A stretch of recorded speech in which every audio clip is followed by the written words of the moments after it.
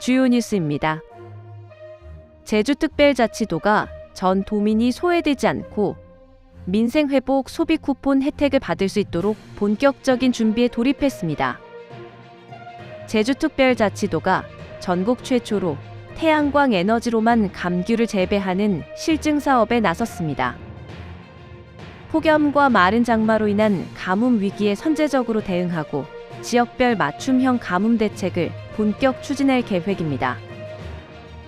제주도청 청원경찰들이 청사 밖에서 발생한 주류 유출 사고에 신속히 대응해 화제가 되고 있습니다.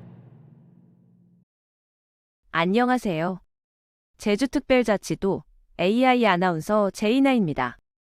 이번 주 위클리 제주 시작합니다. 첫 소식입니다. 제주특별자치도가 전 도민이 소외되지 않고 민생회복 소비 쿠폰 혜택을 받을 수 있도록 본격적인 준비에 돌입했습니다.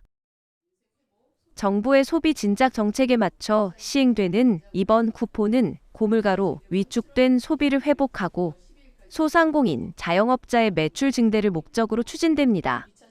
1차 지급은 오는 7월 21일부터 9월 12일까지 진행되는데요. 제주도민은 기본 18만 원에서 최대 43만 원까지 지급받게 됩니다. 2차 지급은 9월 22일부터 소득 상위 10%를 제외한 국민에게 10만 원이 추가로 제공되는데요. 신청은 개인별로 가능하며 미성년자는 세대주가 대리 신청할 수 있습니다. 카드사 앱이나 주민센터 등에서 신청할 수 있는데요. 사용은 다음 날부터 연매출 30억 원 이하 매장에서 가능합니다. 제주도는 민생지원 전담 TF팀을 구성해 현장 접수, 찾아가는 서비스, 보이스피싱 예방 등 촘촘한 행정 지원에 나설 계획인데요. 특히 지역화폐 탐나는 전 활용을 적극 유도해 지역 상권 활성화도 도모할 방침입니다. 특히 도민들이 민생회복 소비 쿠폰 신청 시 되도록이면 지역 화폐인 탐나는 전을 이용해서 지역 내 소상공인이 매출 증대로 이어질 수 있도록 유도할 계획입니다. 이번 소비 쿠폰 지급이 소비 심리를 행복하고 지역 경제에 실질적인 활력을 줄 수 있도록 모든 절차를 빈틈없이 준비해 가도록 하겠습니다. 제주특별자치도가 전국 최초로 태양광 에너지로만 감귤을 재배하는 실증 사업에 나섰습니다. 이번 실증 사업은 제주도 농업기술원이 도청 혁신산업국, 제주테크노파크와 함께 추진 중인 사업인데요. 자가 태양광 발전만으로 감귤을 재배하는 전국 최초의 사례입니다.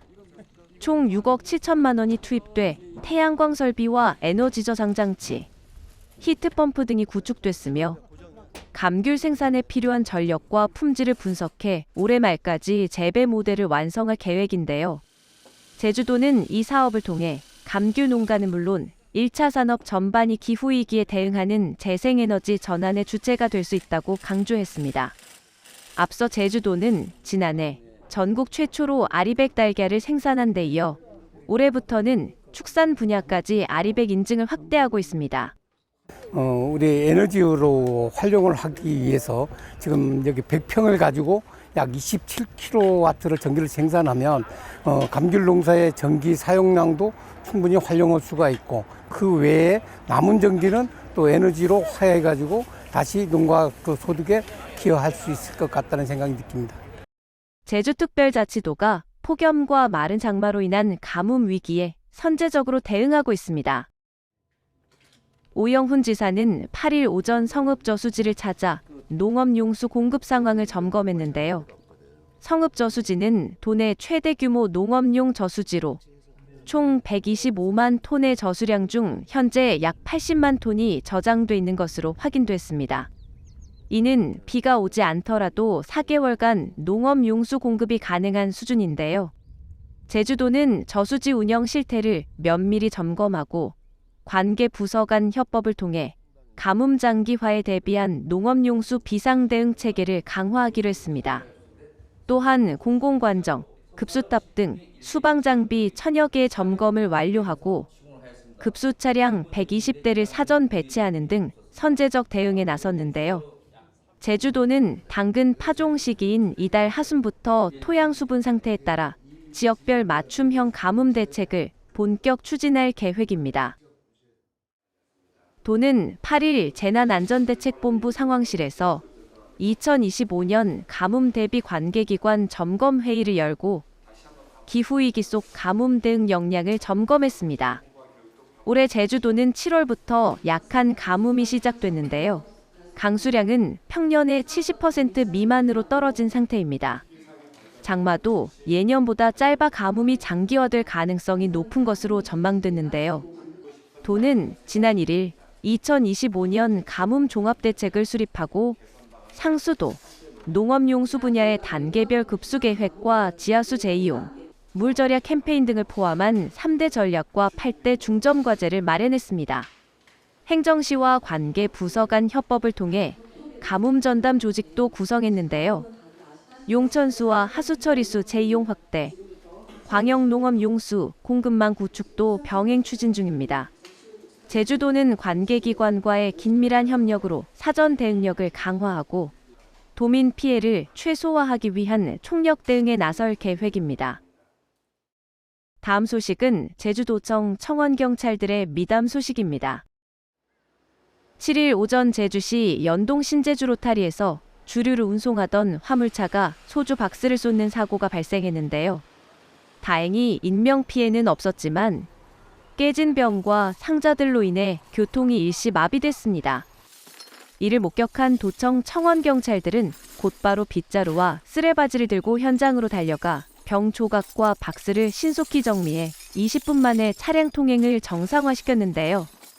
이 같은 모습은 직원 익명 게시판에도 공유되며 도민 안전까지 지켜주는 진짜 영웅이라는 찬사가 이어졌습니다. 제주특별자치도가 남방 큰돌고래, 행운이의 구조와 보호를 위한 전문가 전담팀 회의를 개최했습니다. 8일 오전 제주도청 백로골에서 열린 회의에는 해양생태, 수의, 어업 분야 전문가와 관계기관이 참여해 행운이의 건강 상태와 구조 방안을 집중 논의했는데요. 행운이는 최근 제주 구자읍 해상에서 폐허구에 걸린 채 발견된 돌고래로 2024년 이후 4차례나 유사한 위협을 겪은 바 있어 신속한 대응이 요구되고 있습니다. 제주도는 행운이가 안전하게 구조될 수 있도록 구조부터 치료, 방류까지 전 과정을 체계적으로 추진하고 해양 폐기물 수거 활동도 강화할 계획입니다. 전국 최고 수준의 전기차 보급률과 재생에너지 역량을 갖춘 제주도가 아프리카와 유럽 등 9개국과 손잡고 그린에너지 네트워크 구축에 박차를 가하고 있습니다. 이 자리에서 제주도는 전기차, 재생에너지, 순환경제, 스마트 그리드 등 다양한 분야의 국제협력 의지를 밝히고 사용 후 전기차 배터리의 재활용 사례도 소개했습니다. 특히 농업용 운반차와 해상풍력 경관 조명, 농업용 태양광 에너지 저장 장치 등에 성공적으로 적용된 점이 주목받았습니다. 올해로 12회를 맞은 국제 이모빌리티 엑스포는 세계 50개국 100여 개 기업이 참여해 다양한 컨퍼런스와 비즈니스 네트워킹을 진행하며 제주도의 친환경 미래 전략에 힘을 더하고 있습니다. 제12회 제주국제 크루즈 포럼이 10일 제주국제 컨벤션 센터에서 개막했습니다. 이번 포럼에는 크루즈 산업의 지속 가능한 성장과 아시아 시장 확대 전략을 집중 논의했는데요. 2035 아시아 크루즈의 비전, 글로벌 시장 점유율을 현재 9%에서 20%로 끌어올리는 전략을 중심으로 다양한 협력 방안이 제시됐습니다. 제주도는 항만 인프라 확충과 지역경제 연계를 통해 크루즈 산업의 지속 가능한 성장 기반을 다지고 있는데요. 크루즈 준모항 제도 도입으로 관광객 체류 시간과 소비 확대도 꾀하고 있습니다. 아울러 이번 행사는 플라스틱 제로를 실천하는 친환경 행사로 운영돼 청정 제주와 지속 가능한 관광의 가치를 세계에 알리고 있습니다. 지금까지 위클리 제주였습니다. 시청해주셔서 감사합니다.